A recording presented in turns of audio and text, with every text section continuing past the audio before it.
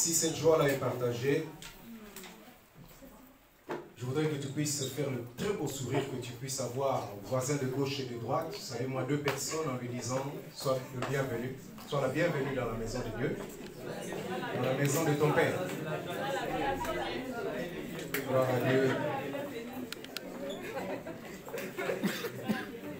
Soyez bénis et je bénis le Seigneur pour votre présence.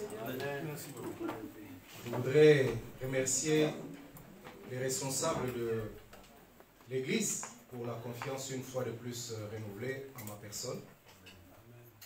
Que le Seigneur se souvienne d'eux. Je les salue et je salue toute leur famille en les bénissant.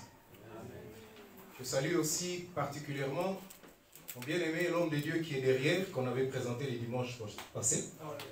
Sois béni, serviteur de Dieu. Que Dieu puisse te combler de sa grâce. La prière de l'évangéliste m'a touché, parce que le plus grand souci de celui qui peut avoir la charge de se présenter ici, c'est de savoir quoi dire. Amen. Nous ne venons pas raconter nos vies. Les gens viennent avec leurs besoins, leurs problèmes. Le plus grand problème pour celui qui est censé apporter la parole, c'est qu'est-ce que j'apporte? Je parle de quoi? Et c'est ça qui fait que nous demandons toujours la présence de Dieu et l'écoute pour que Dieu puisse mettre dans notre cœur la parole qu'il veut que quelqu'un puisse entendre aujourd'hui. Amen. Amen. La Bible dit, la Bible parle du serviteur fidèle. Il dit, quel est le serviteur fidèle que le maître mettra dans sa maison pour qu'il puisse apporter la parole convenable au moment convenable aussi. Amen.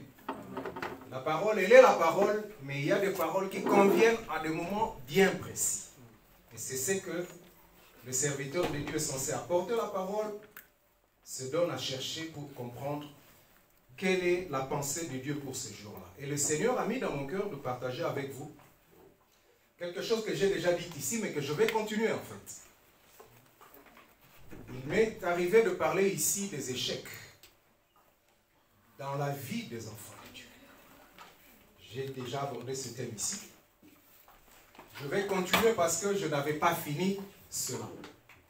J'avais abordé un seul point de cet enseignement-là que le Seigneur a mis dans mon cœur d'écrire. Ailleurs, je le donne en séminaire de plusieurs jours, parce qu'il y a plusieurs aspects. J'avais abordé le premier aspect, mais que je n'avais même pas fini, faute de temps. Je vais, tel que le Seigneur me l'a mis à cœur, continuer. Pourquoi? Parce que au début de la semaine, un de mes bien-aimés, mon frère, qui est à l'étranger, m'a appelé pour partager la douleur qu'il avait.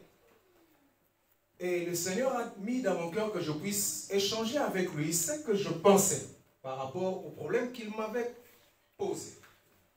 Je ne savais pas que j'avais dit quelque chose qui avait touché son cœur, qui avait retenu son cœur et qui lui avait donné la paix aussitôt. Il a écrit dans son statut que j'ai vu. Il a écrit ceci. Les hommes oublient souvent ce que Dieu a déjà fait pour eux. Ils se concentrent seulement sur ce qui leur manque. Amen. Amen. Tout ce que Dieu a fait pour eux, les hommes ont tendance à oublier. Mais ils se plaignent et se focalisent sur ce qu'ils n'ont pas encore reçu. Voilà pourquoi je lui ai dit, tout ce que nous devons faire, c'est louer les bontés de Dieu, rappeler tout ce que Dieu a fait pour nous, combien il a été bon pour nous, combien il a été un secours pour nous, mais nous gardons la foi pour ce que nous n'avons pas encore reçu.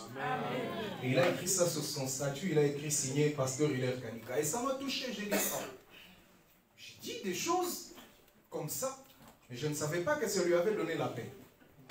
Et pendant que je priais, le Seigneur m'a mis à cœur de continuer, en fait, ce que j'avais déjà dit ici et que nous allons continuer. Quelle attitude face aux difficultés ou échecs de la vie? Amen. Amen. Quelle attitude nous devons avoir quand nous sommes confrontés à des échecs et à des difficultés? Bien-aimés, nous lisons le psaume 127 au premier verset. Si quelqu'un peut nous préparer cela, le psaume 127, le tout premier verset. Le deuxième passage, ça sera le psaume 60, le verset 13. Et le troisième, ça sera Ecclésiaste 4 au 9e verset. Le psaume 127 au premier verset, la Bible dit ceci. Pendant que quelqu'un nous prépare le psaume 60 au verset 13.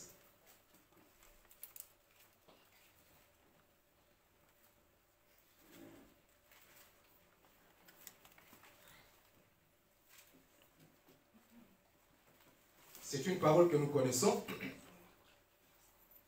Si l'Éternel ne bâtit la maison, ceux qui la bâtissent travaillent en vain. Si l'Éternel ne garde la ville, c'est lui qui la garde veille en vain. Amen. Amen. Le deuxième passage, le psaume 60, le verset 13, si quelqu'un a trouvé, il peut nous le lire rapidement. Amen. Donne-nous du secours contre la détresse. Le secours de l'homme n'est que vanité. Donne-nous le secours contre la détresse. Le secours de l'homme n'est que vanité. Amen. Amen. Ecclésiaste, le 4e chapitre, le verset 9. La Bible dit ceci. Deux valent mieux qu'un, parce qu'ils retirent un bon salaire de leur travail. Amen. Amen. Bien aimé, face aux difficultés, le Seigneur voudrait que nous puissions avoir du secours. Qu'on puisse nous secourir lorsqu'on est en difficulté. C'est-à-dire que Dieu a disposé de sa parole, de son soutien, et même de nos prochains pour nous secourir dans nos difficultés. Amen. Amen. Lorsque quelqu'un est en difficulté, il est important d'avoir les secours de son prochain. C'est ce que Dieu veut. Dieu nous a créés pour que nous puissions nous entraider. Voilà pourquoi dans la parabole du bon samaritain, le Seigneur Jésus-Christ avait dit ceci. Il a parlé de quelqu'un qui était en difficulté, qui a été agressé par des brigands, mais qui a eu du secours de quelqu'un dont on ne pouvait même pas imaginer. Parce que c'était quelqu'un qui n'était pas de cette contrée-là. Amen. Amen. Souvent les hommes, nous sommes sélectifs. Nous aidons les hommes que nous aimons. Nous aidons les hommes qui nous sont favorables. Et nous aidons souvent les personnes qui peuvent nous rendre en secours quelque chose une fois que nous-mêmes aussi nous serons dans le besoin. Il est difficile de trouver quelqu'un qui peut de bon cœur comme ça secourir quelqu'un parce qu'il est touché et qu'il se dise celui-là c'est un semblable, c'est quelqu'un qui comme moi a besoin de l'aide.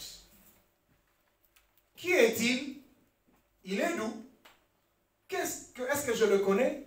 Qu'est-ce que lui peut faire en retour pour moi? Ce sont les questions que nous nous posons et nous sélectionnons, nous décidons si nous pouvons apporter notre aide à cette personne-là ou pas.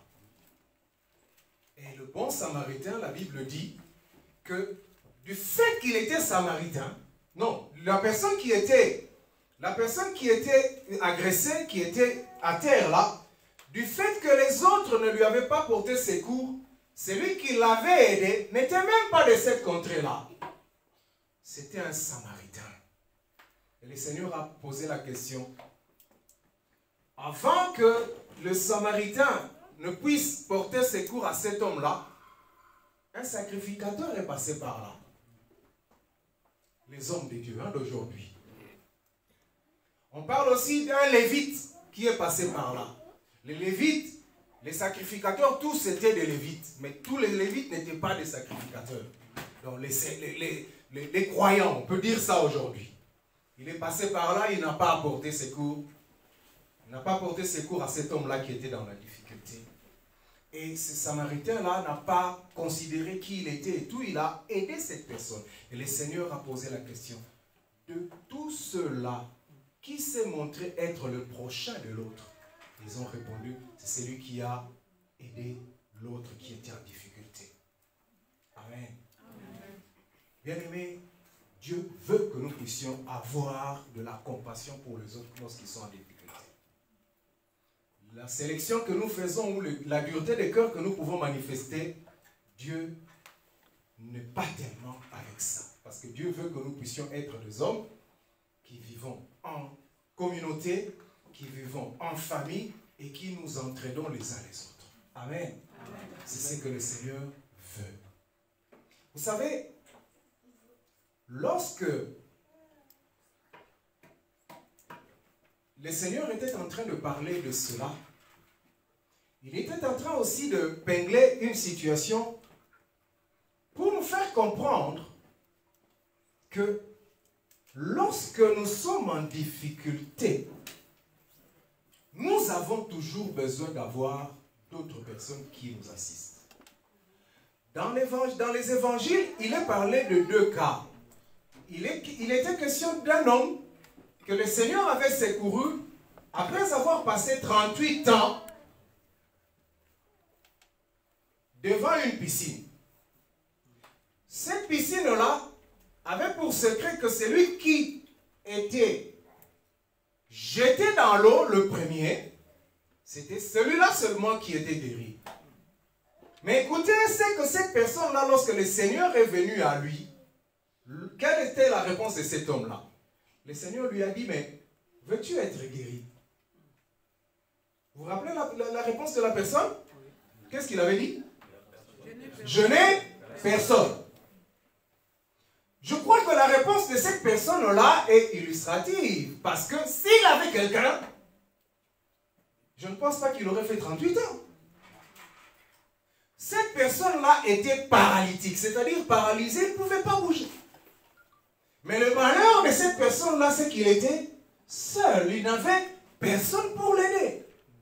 Si le Seigneur n'était pas par bonheur passé par là, je crois que la vie de cet homme allait finir telle qu'elle était.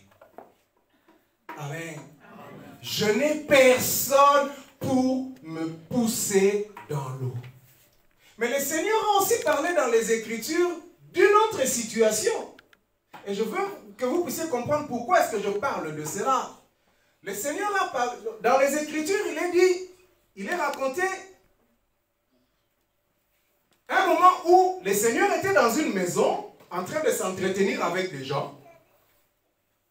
Il a vu là où il était que le plafond, je peux dire, la toiture de là où il était, a été arrachée et on a fait descendre quelqu'un qui était aussi un paralytique. Mais celui-là avait des gens qui l'ont aidé et qui l'ont mis là. Amen. Amen. Cette personne-là a été aussi guérie par Jésus. Je vais vous faire comprendre une chose. Celui qui peut dire « Je n'ai personne » est dans une situation plus difficile et misérable que celui qui a des gens qui peuvent l'aider. Parce que les deux étaient dans la même situation, des paralytiques. Mais il y en a un qui avait des gens qui pouvaient l'aider. Et c'est celui-là qui a eu du secours. Ils l'ont secouru et la personne aussi a été guérie et soutenue. Amen. Amen. Voilà pourquoi parmi les Écritures, j'ai épinglé l'Écriture d'Ecclésiaste qui disent que deux valent mieux que un, parce qu'ils retirent un bon salaire de leur travail. Dieu veut que nous puissions avoir de l'aide. Amen. Amen. C'est très important. Mais j'ai aussi parlé d'une Écriture qui parle du secours de l'homme. La première partie de cette Écriture-là parle du secours de Dieu. Donne-nous ton secours. Pourquoi? Parce que le secours de l'homme n'est que vanité. Oui, Dieu veut que nous puissions avoir de l'aide des autres, de nos partenaires, de nos voisins, de nos semblables. Mais compter sur le secours de l'homme, tu seras déçu. Amen. Amen. Le secours de l'homme n'est que vanité. Voilà pourquoi nous ne pouvons compter premièrement que sur la grâce de Dieu, le secours de Dieu.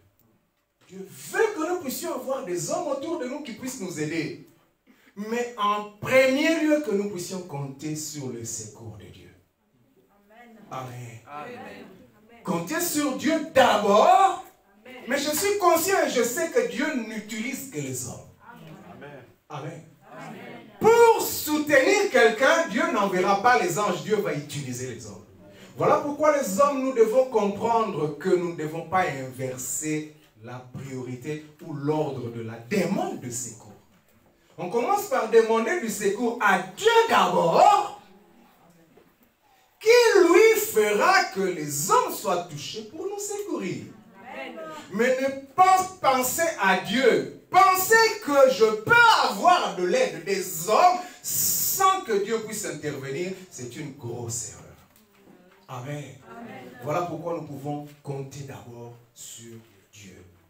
Amen. Amen. Dans tous nos projets, dans tout ce que nous faisons, lorsque nous les faisons sans Dieu, nous les faisons pour rien. C'est aussi ça qui fait que j'ai choisi ce texte-là, le psaume 127, le premier verset. Tu peux bâtir, tu peux faire des projets. Oui, mais il est donné aux hommes de faire des projets, mais ce sont les desseins de l'Éternel qui s'accomplissent, la Bible dit. Amen. Si l'Éternel ne bâtit pas la maison, c'est en vain que les hommes bâtissent. Si l'Éternel ne veille pas sur la ville, c'est en vain que ceux qui veillent sur la ville veillent. Si tout ce que tu es en train de faire, tu n'associes pas Dieu, c'est ça que ça veut dire. Ton travail, tu peux être sûr que tu seras déçu à la fin. Et tu ne vas aboutir que sur des gros échecs. Amen. Amen. Bien aimé, nous avions parlé de 3 causes des échecs dans la vie des enfants de Dieu. La première cause, c'était les échecs, mais les échecs qui sont rien d'autre que les épreuves que Dieu lui-même veut. Amen. Amen. Quand quelqu'un passe par des moments difficiles ou traverse des échecs, la première réaction des hommes que nous sommes, c'est il a péché quelque part. Il n'est pas en règle avec Dieu, il doit confesser. Amen. Ce n'est pas toujours vrai. Vous savez, lorsque Job était dans des difficultés, ses amis sont venus lui rendre visite. Leur premier discours, c'était « Job, tu dois confesser. Parce que tu dois avoir fait quelque chose qui n'a pas plu à Dieu. » Job a fait ce qu'on appelle l'introspection. Il a parlé de lui. Si je fais ceci, si j'ai pris cela, si j'ai pris la femme de mon voisin, ou si je n'ai pas donné aux pauvres. Si. Donc, c'est-à-dire, il a énuméré des choses qu'il faisait. Il ne s'est pas retrouvé dans toutes ces choses-là pour dire que il a même fait une déclaration que Dieu puisse me mettre sur des balances justes. Il verra que je vais m'en sortir vainqueur. Amen. Amen. Parce que je connais comment j'ai marché. Mais d'où vient que je souffre comme ça, je ne sais pas. Amen. Amen. Et c'était vraiment quelque chose qui dépassait ses amis. Les échecs, bien aimés, ça peut être les épreuves qui viennent de Dieu lui-même. Que Dieu permet pour affermir ses enfants dans la foi. Amen. L'homme passe par des échecs qui sont en fait voulus par Dieu. Pour lui, c'est des échecs. Mais c'est la pédagogie que Dieu utilise pour préparer ses enfants dans des tâches supérieures. Amen. Amen. Dieu ne fait jamais de l'improvisation. Quelqu'un m'a entendu? Amen. Dieu prépare toujours ses enfants. Amen. Ce qui manque au monde aujourd'hui, ce qui fait qu'aujourd'hui, dans beaucoup de nos sociétés, de nos pays, nous essuyons des échecs, c'est le fait que les gens qui n'ont pas été préparés sont là.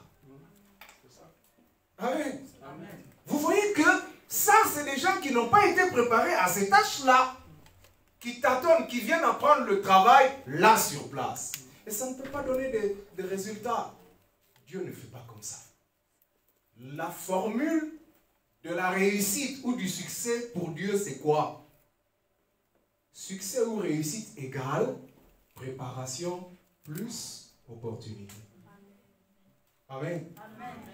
Il y aura une opportunité qui fera que tu vas être levé, qui fera que tu puisses changer ta situation, qui fera que ta situation change. L'opportunité viendra à un moment.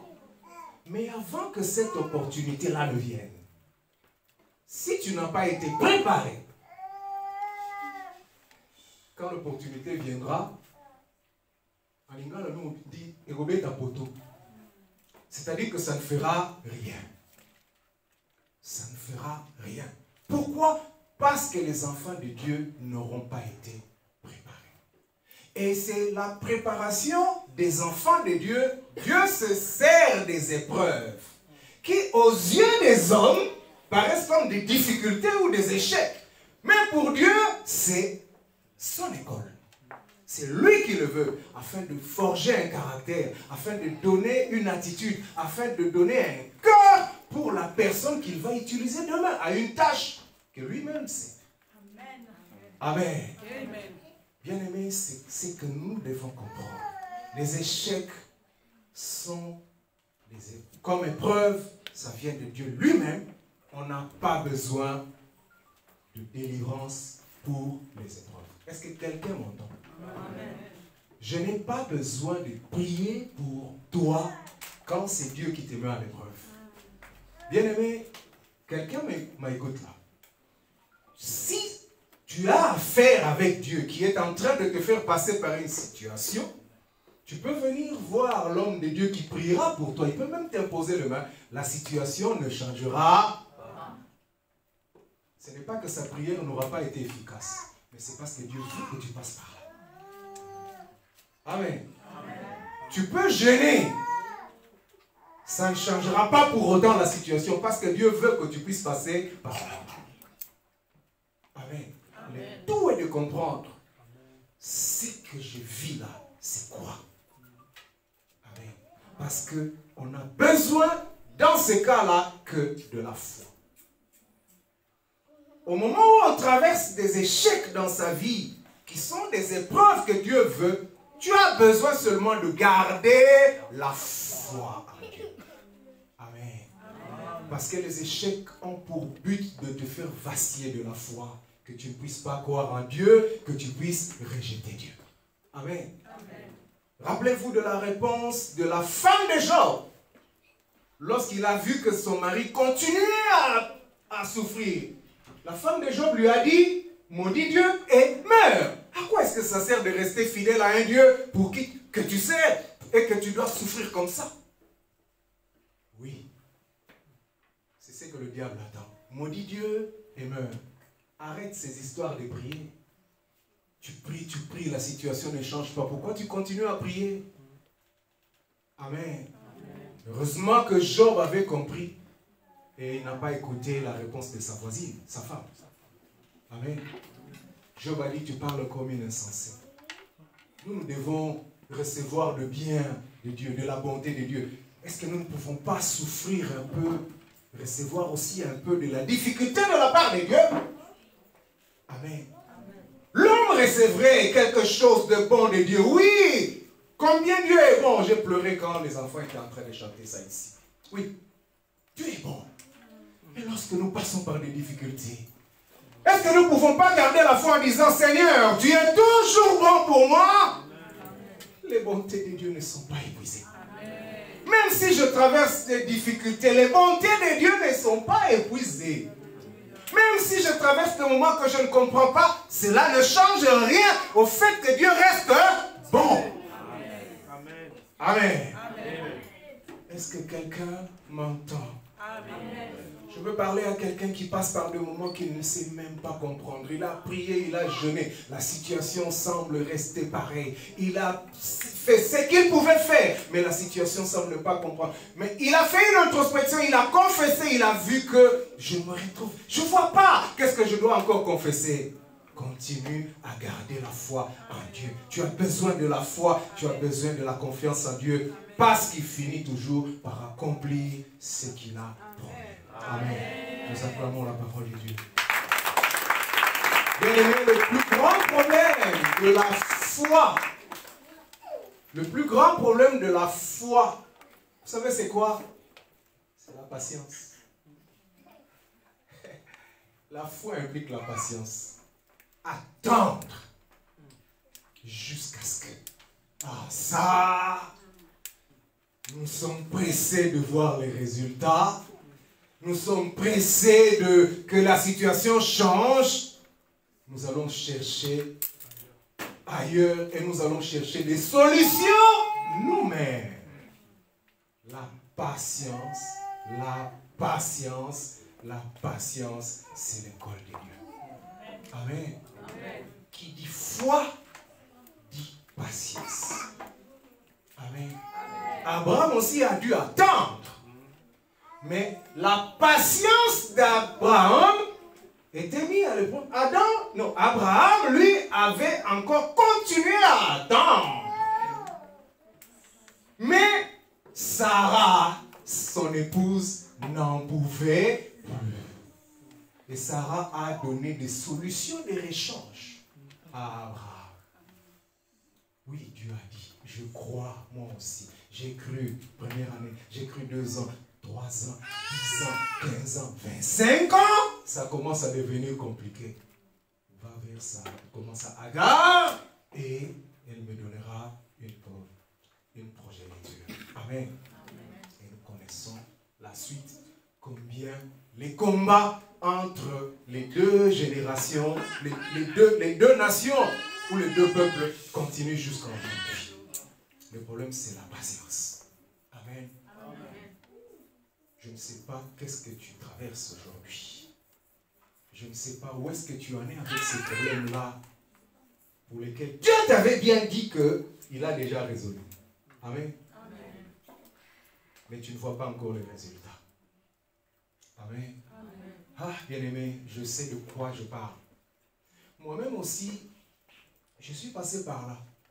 Vous priez le Seigneur. Vous savez, le Seigneur dit, lorsque vous êtes debout, nous allons revenir sur la prière. Lorsque vous êtes debout, faisant votre prière, croyez que ce que vous avez demandé, vous l'avez déjà reçu et que vous allez le voir s'accomplir. Le problème, c'est entre le moment où vous avez prié et là, c'est ce moment-là de la patience. Même si Dieu avait dit, nous avons toujours tendance à, surtout quand ça commence à traîner, nous commençons à questionner Dieu. Nous commençons à questionner le frère par qui le Seigneur avait parlé. Est-ce que c'était vraiment le Saint-Esprit qui avait parlé ou c'était lui-même qui avait parlé? Amen. Est-ce que c'était vraiment une parole de connaissance ou c'était vraiment une prophétie ou bien c'était seulement le frère qui avait parlé pour parler comme on dit? Là, la patience commence à prendre un coup et on commence à ne plus tenir. Lâche prise. Amen. Nous avons besoin de la patience. La deuxième cause des échecs dans la vie des enfants de Dieu, les échecs sont les résultats de la malédiction, directe ou indirecte, de Dieu, face au fait que ses enfants ont volontairement désobéi à ses principes. Amen. Bien-aimé, la Bible dit le salaire du péché. Lorsque nous avons péché, il y a toujours des conséquences de notre péché. Nous payons toujours pour nos péchés. Lorsque nous avons péché, pour changer la donne, nous devons faire quoi? Nous repentir. Lorsque les échecs sont dus au fait que nous avons péché contre Dieu, les résultats, ou peut-être la donne, la chose à faire, c'est de nous repentir. Nous repentir, là aussi je vais dire une chose. Nous repentir ne veut pas dire nous repentir seulement vis-à-vis de Dieu. Nous repentir aussi vis-à-vis des hommes que nous avons offensés. Parce que nous n'offensons pas seulement Dieu. Nous offensons aussi les hommes qui sont à côté de nous. Pour qui Dieu veut que nous demandions pardon. Amen. Amen. Et ça, c'est ce que souvent nous les chrétiens nous ne faisons pas. Nous sommes prompts à venir demander pardon à Dieu. Seigneur, pardonne-moi. Mais l'homme, nous l'oublions. Amen. Vous savez, le fils prodigue, Luc 15, lorsqu'il est revenu vers son père, il a dit quelque chose qui a toujours tiqué mon esprit. Il a dit, je péchais contre le ciel et contre toi. Il n'a pas dit, je péchais seulement contre Dieu, donc je reviens là, prends-moi. Non. il avait commencé par se repentir lui-même. La Bible dit qu'il est rentré en lui-même. Il a dit, je vais rentrer vers mon Père, je vais le confesser et tout ça. Il a arrangé avec Dieu. Après, quand il est venu vers son Père, qu'est-ce qu'il a fait? Il a arrangé avec son Père. Amen. Amen. Nous les mariés, lorsque nous offensons notre conjoint ou conjointe, nous sommes prompts à demander pardon à Dieu. Mais celui que tu as offensé, il est à côté de toi. Amen. Pardon.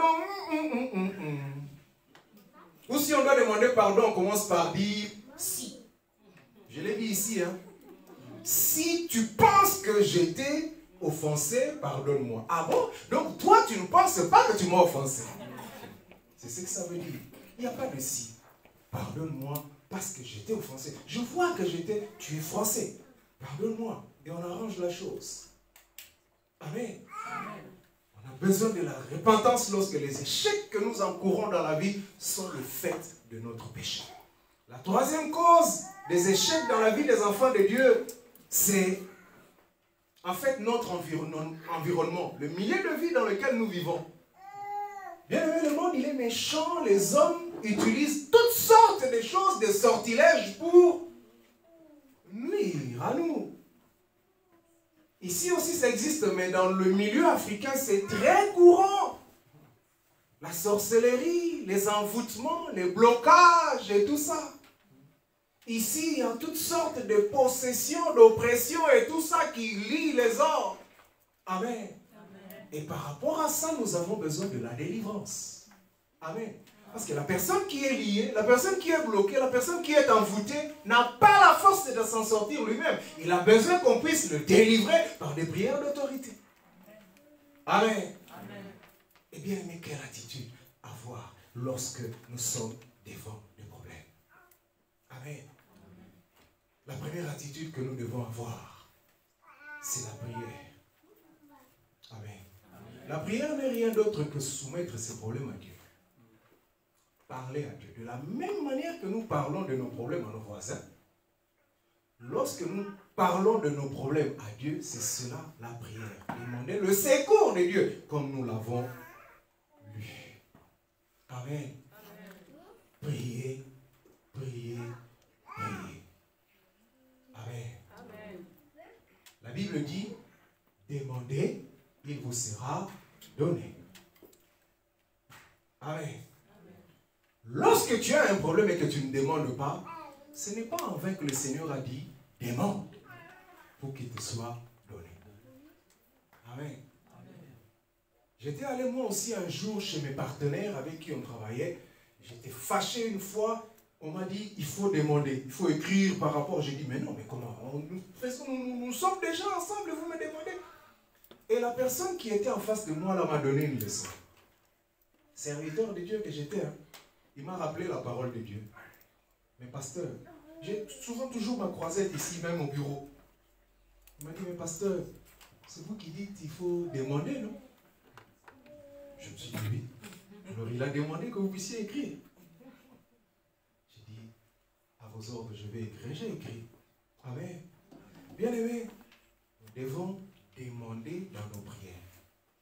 Il y a un homme de Dieu, John Wesley, le fondateur de l'église méthodiste. Il a dit quelque chose, j'ai un peu du mal à le rendre en français. Il a dit ceci en anglais, je vais essayer de traduire en français. Without God, man cannot. Without man, God will not. Will not. C'était quand il enseignait sur la prière. Il a dit, sans Dieu, l'homme ne peut rien faire. Mais sans l'homme, Dieu ne fait pas. Pour dire que Dieu, il a disposé les choses de la manière que, vu qu'il a donné la terre à nous les hommes, il nous en a laissé, comme on dit, la licence. C'est nous qui avons l'autorité ici. Voilà pourquoi même les démons ne peuvent rien faire sans passer par les hommes. Sans les démons, pour tourmenter et tout ça, ils passent par des hommes ou même des animaux. Le Seigneur a chassé les démons. Ils ont cherché, bon, nous habitions chez cet homme-là, les fous de Gadara. Comme on nous interdit, mais on va aller où? Nous sommes des esprits, nous devons habiter dans des corps. Comme on ne peut plus, il n'y a pas un homme ici que nous pouvons aller, permet même que nous puissions aller dans ces troupeaux-là. Le Seigneur a dit, allez-y, ils sont allés entrer dans les troupeaux. Dans ces troupeaux-là. Amen. Bien-aimés, ce sont des choses assez difficiles, je le sais. Mais Dieu se sert des hommes pour bénir les hommes. Amen. Amen. Dieu se sert des hommes pour faire les choses ici sur la terre que Dieu a données aux hommes. Parce qu'il a laissé la licence de la gestion de la terre aux hommes. Amen. Dieu pouvait lui-même ouvrir la mer rouge pour que les enfants de Dieu passent. Amen. Amen. Mais Dieu dit à Moïse, qu'est-ce que toi tu as en main? J'ai ma verge. J'ai le pouvoir. Mais je veux que ce soit toi qui puisses faire quoi? Taper. Amen. Amen. Je vais le faire. Mais toi, je vais t'utiliser pour faire ce que j'ai comme dessein de faire. Prends ta verge, frappe la mer, elle va s'ouvrir. Amen. Amen. La verge de Moïse là, s'il n'y avait pas Dieu derrière, ça ne pouvait rien faire. Mais le fait que Dieu était derrière, ça pouvait faire quelque chose. Amen. Amen. Mais Dieu lui-même n'a pas voulu le faire.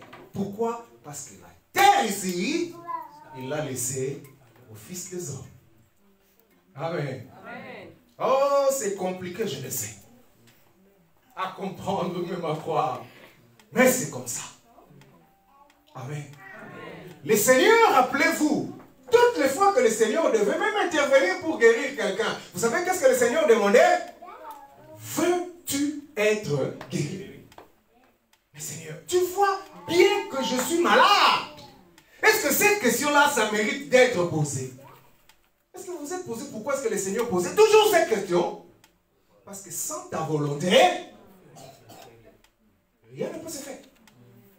Amen. Amen. Si tu ne veux pas, Dieu ne peut rien. Amen. Amen. Beaucoup de gens me posent la question, mais si Dieu savait, mais pourquoi est-ce qu'il a laissé? Mais oui, justement, voilà la question à votre réponse. Ce que nous vivons là, c'est le fait que les hommes ont fermé leur cœur à Dieu. Tu peux chasser Dieu de ta vie et Dieu est d'accord. Hein? Pourquoi? Parce que Dieu t'a laissé la liberté de choisir. Amen. Amen. Dieu ne force personne. Si ce n'était pas le cas, comment est-ce que le jugement va avoir... Qu'est-ce qui va justifier le jugement? Pourquoi est-ce que Dieu va juger les hommes à la fin? Pourquoi est-ce que les hommes seront amenés en jugement si c'était Dieu qui devait décider à leur place? Amen. Il y a beaucoup de théologies qui existent, mais il y en a qui, par la lumière de la parole seulement, elles tombent en brèche. Elles ne tiennent pas. Amen. Dieu a laissé à l'homme la liberté de choisir. Dieu dit, je me tiens à la porte, je frappe. Si tu m'ouvres, j'entre. Tu as la liberté d'ouvrir ou de fermer. Dieu frappe à la porte, tu dis, non, je ne t'ouvre pas. Dieu respecte ton choix. Amen. Amen. Et c'est comme ça que Dieu fait les choses. Amen. Bien aimé, la prière change les situations.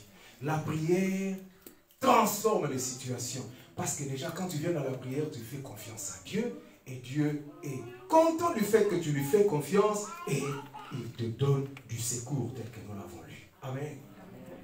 Oui, l'Éternel est mon berger, je ne manquerai de rien. Le psaume 23. Nous aimons bien ce psaume-là.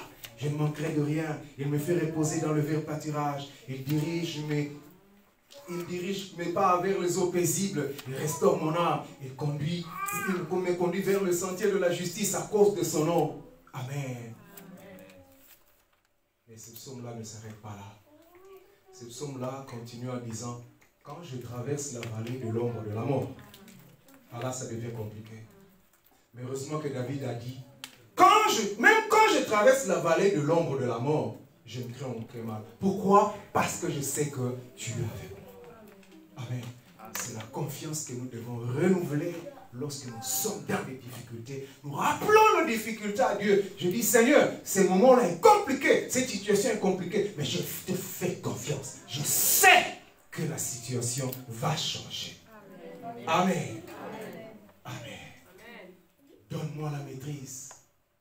Donne-moi de m'en sortir. Je n'ai que toi. Si tu n'interviens pas, qu'est-ce que je deviens? Amen. Il y a quelqu'un, un roi qui a fait une belle prière. Ézéchias, devant Dieu. Il a dit, nous ne savons que faire. 2 Chroniques 20. Nous ne savons que faire. Mais nos yeux sont tournés vers toi. Amen. Je ne vois pas quoi est-ce que je peux faire. Mais mes yeux sont tournés vers toi. La Bible dit qu'il était déjà cerné par des ennemis. 4 grandes nations se sont liguées contre lui. Il n'a pas essayé d'abord de les chercher le secours des autres alliés. Non. Il s'est tourné vers Dieu d'abord. Amen. Il dit, Seigneur, voici ce qui m'arrive. Je ne sais quoi faire dans cette situation, ça me dépasse. Mais mes yeux sont tournés vers toi. Amen. Et la réponse de l'Éternel ne s'est pas fait attendre. Dans cette affaire, je combattrai pour vous. Amen. Vous gardez seulement le silence et moi je combattrai pour vous. Amen. Nous acclamons la parole de Dieu. Bien, la deuxième attitude après la prière que nous devons avoir face aux difficultés de la vie, c'est justement garder son calme. Amen. Vous savez, lorsque nous sommes secoués, nous paniquons, nous perdons le contrôle, nous perdons la maîtrise et nous cherchons de l'aide partout. Qui peut m'aider? Et souvent dans ces moments-là, nous parlons de nos problèmes à qui peut se présenter devant nous. Tu sais ce qui se passe? J'ai ceci, voilà, moi vraiment, on m'a fait cela et tout. Bien-aimé, tous ceux à qui tu parles, tu peux être sûr qu'ils ne peuvent rien. Et où ils ne peuvent pas résoudre ton problème comme il se doit. Ésaïe 30, 15, la Bible dit, c'est dans la tranquillité et le repos que sera votre salut. Et c'est dans le calme et la confiance en Dieu que sera votre force. Amen. Bien aimé, l'attitude à avoir quand tu as des problèmes. Garde d'abord ton calme. Amen. Est-ce que je parle à quelqu'un? Amen. Bah, maman est surtout Bino. Makopa. Kinshasa, Brazza, Bruxelles, partout, ils savent déjà ce qui se passe. Garde ton calme. Amen. Amen. Tu n'as pas besoin de te mettre à raconter, comme on dit, sur le doigt, ce qui se passe, ton malheur. Parce que même le secours des hommes que tu attends là, la Bible a dit, le secours de l'homme n'est que vanité. Amen. Amen. La Bible ajoute même que ce n'est pas les plaintes et les pleurs qui peuvent changer un iota de nos problèmes. Amen. Amen. Garde le calme. Garde les silences. Amen. Amen. Un jour, j'étais dans des problèmes. Mes affaires ne marchaient pas. Je perdais ici, je perdais cela, j'étais encore au pays. J'ai dit non, non, non, non, non, non. Là, il y a un problème, il faut que j'aille voir mon père spirituel. J'étais déjà pasteur. Je suis allé le voir, j'ai dit, papa, regarde, il y a ceci. D'ailleurs, j'ai amené tous mes dossiers. Il était là, calme, il me regardait. Il m'a donné ce passage-là que j'ai gardé jusqu'à aujourd'hui. Lamentation 3, verset 26. La Bible dit, c'est en silence qu'on attend les secours de l'Éternel. Amen. Tu t'agites trop. Même quand tu parles, je sens l'agitation. C'est dans le silence qu'on attend le secours de l'Éternel. Amen. Lui, il a l'habitude, quand tu lui parles, c'est papa, voilà, il y a ceci et tout. Il rigole, il fait seulement un sourire, il dit, c'est un petit problème. Tu dis non, peut-être que tu ne m'as pas bien entendu. Tu ne m'as pas bien entendu. Non, je t'ai dit qu'elle est partie avec les enfants. Il rigole, il dit, c'est un petit problème. Parce que nous devons apprendre à minimiser les choses. Amen. Ton problème n'est pas plus grand que le Dieu que tu sais. Amen. Bien-aimé, dans le problème que nous avons dans la vie, il n'est pas question de l'affaire, de la grandeur de l'affaire, mais il est question de la grandeur du Dieu que toi tu sais. Amen. Il est question de la grandeur de Dieu que tu sais. Si ton Dieu il est grand, ton problème sera toujours petit. Amen. Même si toi tu es petit, devant un grand problème, ton problème sera toujours petit. Un petit David devant un grand Goliath, le grand Goliath sera toujours petit devant David le petit. Pourquoi? Parce que David c'est un grand Dieu. Amen. Bien-aimés, les sages ont dit, dans ta prière, ne dis pas à Dieu, Seigneur, mon problème est très grand. Non. Mais dans tes problèmes, dis plutôt, Seigneur, tu es un grand Dieu. Amen. Devant ton grand problème, dis à ton grand problème que tu es un grand Dieu. Amen. Amen. C'est ce que nous devons avoir à dire. Bien-aimé, Dieu a besoin que nous puissions avoir confiance en lui. Et Dieu est content lorsque nous nous faisons confiance. C'est ce que David avait fait. Hein? Et ça, c'est la troisième attitude que nous devons avoir. Confesser la victoire avant même qu'elle arrive. Confesser, proclamer la victoire, proclamer le changement de la situation avant même que la situation ne change. Proclamer cela. Amen. 1 Samuel 17, David dans le champ de bataille devant un grand Goliath. Mais Goliath n'est même pas encore tombé, David confesse déjà. Toi là, je donnerai ta tête à manger aux oiseaux de champ. Je couperai ta tête et je le donnerai aux oiseaux de champ comme nourriture. Et tout le monde entier saura qu'Israël a un grand Dieu. Amen. Bien aimé, quand David était en train de faire ces proclamations-là, Goliath était encore debout.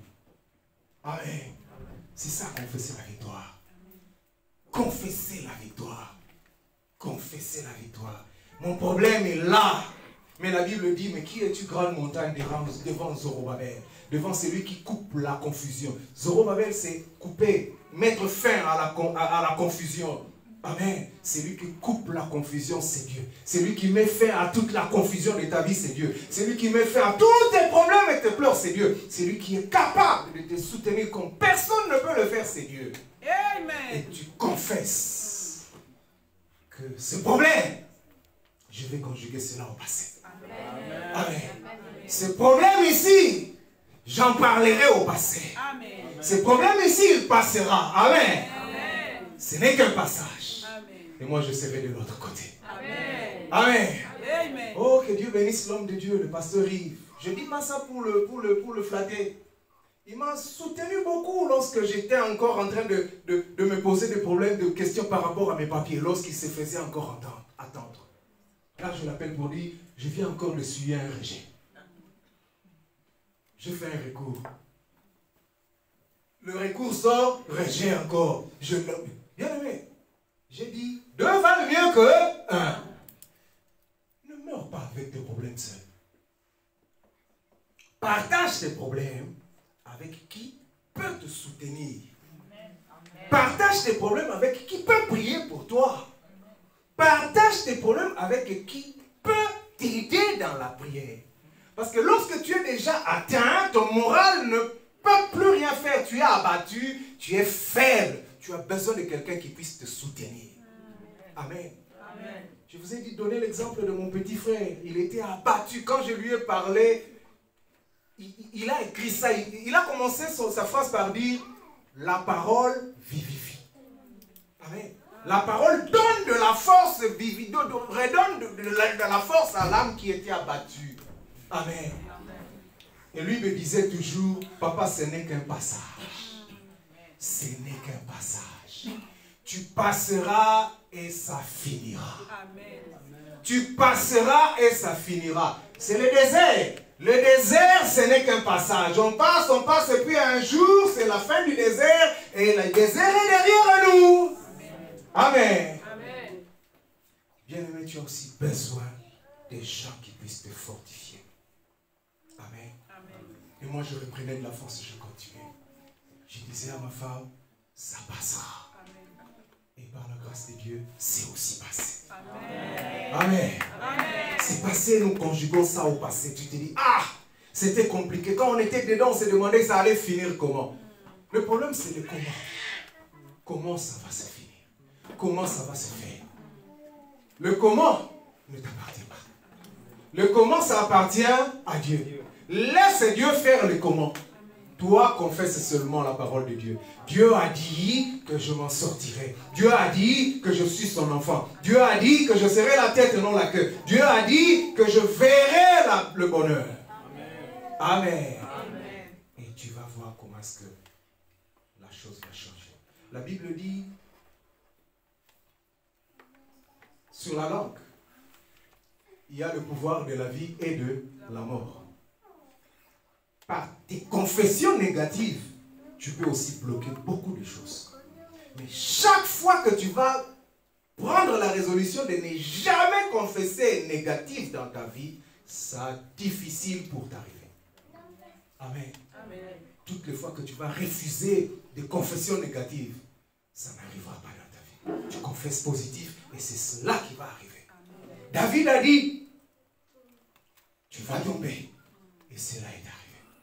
Amen. Amen. Tu vas tomber. Et cela est arrivé. Il a confessé positif. Il a confessé la victoire avant même que la victoire arrive. Amen. Amen. Bien aimé, moi j'ai toujours aimé le psaume de Ésaïe 54 où on dit réjouis-toi stérile. Ah. Une fois j'étais en train de méditer, j'ai dit non. Je m'arrête un peu ici. Comment est-ce qu'un stérile peut se réjouir? C'est ce que Dieu veut. Tu n'as pas encore d'enfants, mais réjouis-toi. Et Dieu a donné la réponse. Parce que tes enfants seront plus nombreux que les enfants de la femme mariée. Amen. Ça veut dire que tu n'as pas encore d'enfants, mais réjouis-toi aussi longtemps que moi, je suis ton Dieu. Tes enfants seront plus nombreux que les enfants des femmes qui ont accouché devant toi. Toi qui n'as pas encore eu, oui, c'est que tu manques, tu vas avoir et tu dépasseras ceux qui ont eu avant toi. Amen. Si longtemps que tu auras ton Dieu. Amen. Amen. Amen. Je termine par la célèbre phrase de Job. Job avait l'habitude de dire, pendant qu'il était encore en train de souffrir, je sais que mon Rédempteur est vivant. Il se lèvera le dernier. Je sais que mon Rédempteur vit. Même si je traverse des difficultés, je sais une chose, c'est que mon Rédempteur, il vit. Il va se lever le dernier dans mon problème. Que le Seigneur bénisse sa parole et que le Seigneur vous bénisse.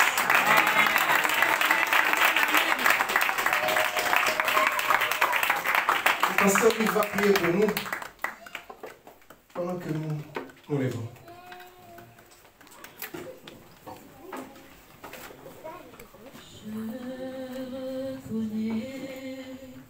Que tu peux tout et que rien n'était impossible. Seigneur, nous te bénissons. C'est toi qui sondes le cœur et les reins.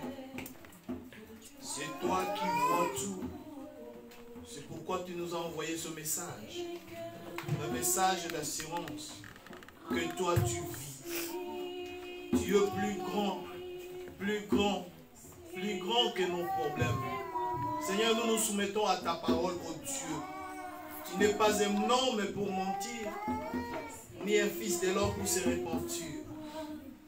Malgré nos problèmes, nos difficultés, Seigneur, tu nous as donné de l'assurance. Bénis ton serviteur qui a été ta bouche pour nous parler de ta grandeur, de ta fidélité et de ta puissance. Merci, Papa, parce que nos situations ne resteront pas les mêmes. Il y a un temps que tu as fixé, Seigneur, pour que nous passions de l'autre côté. Sois béni à jamais. Et que cette parole qui nous est donnée ce soir, cet après-midi, produit des vies. Oh Dieu, il nous manque de fois la patience, comme a dit ton serviteur. La patience, c'est un des fruits de l'esprit. Laisse que la patience soit en nous. Laisse que nous sachions attendre au Dieu, car Dieu est le maître des temps et des circonstances. Merci par tout ce que tu as dit, Seigneur, cet après-midi. Nous te sommes infiniment reconnaissants. Oh Dieu, nous sommes dans la joie. Comme, Seigneur, ta parole dit, toi, stérile, réjouis-toi. Nous nous réjouissons de cette parole, malgré ce que nous voyons, malgré ce que nous sentons, malgré ce qu'on parle. Nous nous réjouissons, car tu es Dieu fidèle. Dans le nom de Jésus, j'ai ainsi prié. Amen. Amen.